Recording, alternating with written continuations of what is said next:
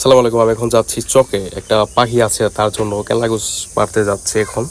দেখেন কত সুন্দর ফুল এই রাস্তার ধারে একটা গাছে। আর এটা আমাদের চৈতাবাদরের রাস্তা, খুব সুন্দর এখানে।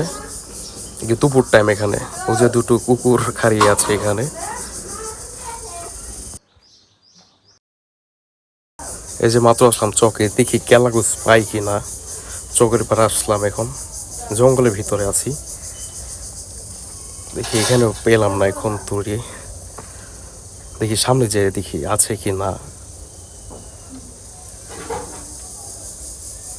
সামনে আবার টমেটো ক্ষেত আছে অনেক, টমেটো সিজন শেষ।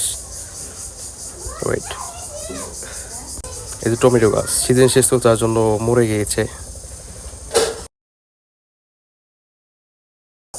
ওর সামনে একটি ঝোপে দেখি কেলাগুছ পাই কি না।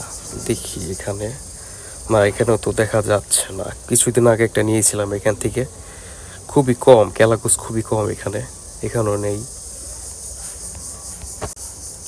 না কেলাগুছ নাই এখানে, পেলাম না তো এখন তোরে। দেখি একটু ওইদিকে যে দেখি পাই কি না। দেখি এখানেও নেই, এখানেও নেই। ফুল আছে কিন্তু কেলাগুছ নেই এখানে। আগে ঝোপঝাড়ের জন্য দেখা যাচ্ছে না কিছু।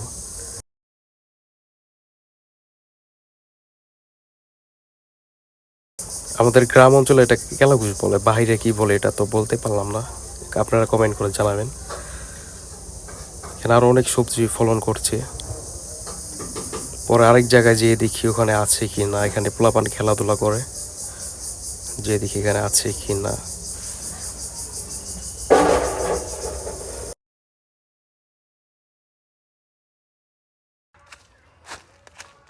এখানে দেখি কেলাগুছ আছে কি না মাঠে।